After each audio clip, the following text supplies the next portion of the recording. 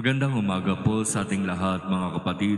Magandang umaga po, Father Vic. Nagpapatuloy tayo sa ating pagninilay sa panahon ng pagsilang, Oktaba ng Pagsilang.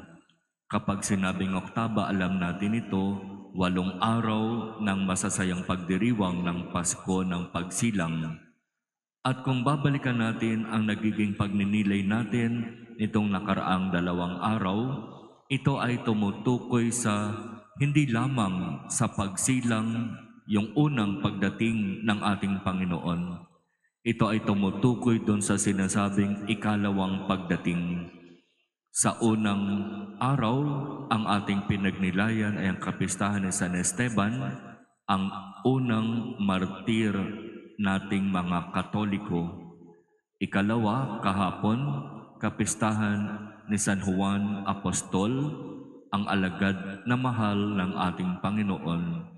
At ngayon, kapistahan ng mga sanggol na hindi pa man ipinapanganak ay ipinapatay na ng makasariling si Herodes. Sa mga pagdiriwang na ito, ang binibigyang diin sa atin ay ang katotohanan na sa paglalakbay natin sa buhay sa mundong ito, meron pa tayong iniintay na pagdating ng ating Panginoon. At iyon yung kanyang ikalawang pagdating. At ang sinasabi ng ating liturhiya, sa pag-iintay natin sa ikalawang pagdating na ito, kinakailangan tayo'y palaging maging handa at gawin natin ang kung ano ang inaasahan sa atin at pahalagahan natin ang mga utos, ang aral ng ating Panginoon. Ganyan ang nangyari kay San Esteban. Sa kanyang pamumuhay, sinigurado niya na ang kanyang gagawin ay kung ano ang inaasahan ng Diyos sa kanya, kahit ang maging kapalit nito ay ang kanyang buhay.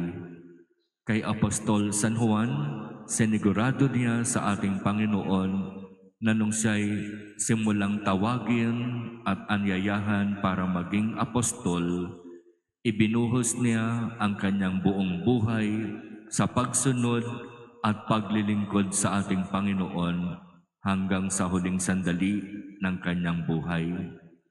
Naging tapat sa salita at gawa.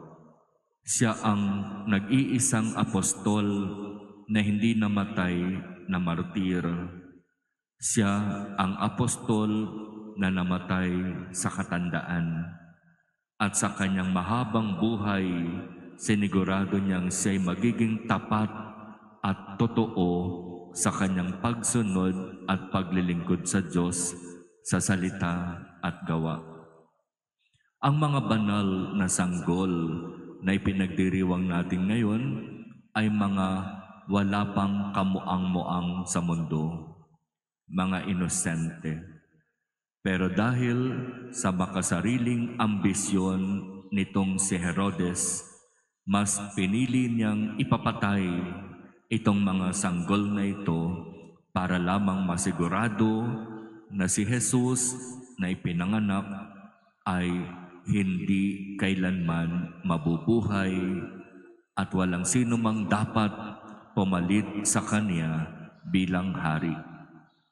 Itong mga sanggol na ito ay naging martir ng ating pananampalataya. Sa kanilang kamatayan, itinuturo nila sa atin, hindi tayo dapat maging makasarili. Hindi tayo dapat nagpapahalaga ng labis-labis sa ating mga pangarap at kagustuhan sa buhay, kapalit ng buhay ng mga walang kamalay-malay na mga sanggol. Nangyari ito sa panahon ni Herodes at sinasabi mahigit 20 sanggol ang ipinapatay. At kung babalikan natin ang kwento ng ating buhay noon at ngayon, di ba patuloy pa rin naman ang pagpatay sa mga walang kamuang-muang, mga inosenteng sanggol.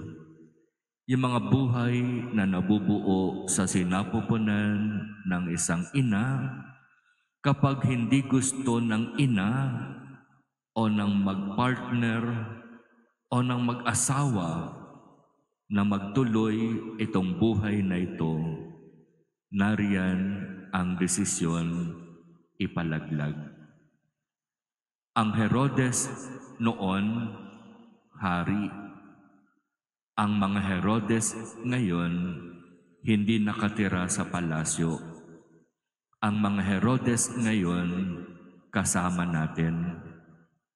Nagsisimba rin, nagdarasal din, pero dahil sa kanilang makasariling mga pangarap sa buhay, dahil sa kanilang pagiging makasarili, hindi nila ninanais na ituloy ang buhay at ito'y kanilang ipinapalaglag.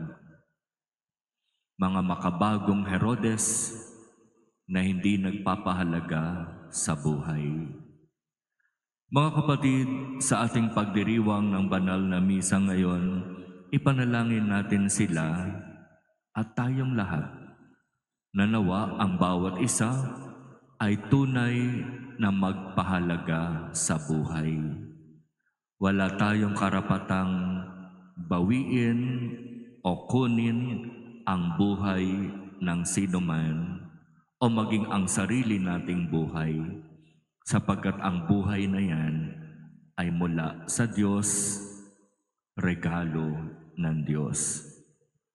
At ang may karapatan lamang bumawi ng buhay na yan ay ang Diyos.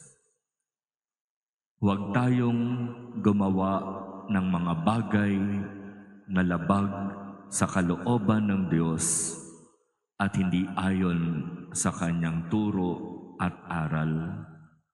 Ang pagpapalaglag ay malinaw na pagpatay at ang pagpatay ay kabahagi ng 10 utos ng Diyos na kapag ginawa, isang mortal at mabigat na kasalanan.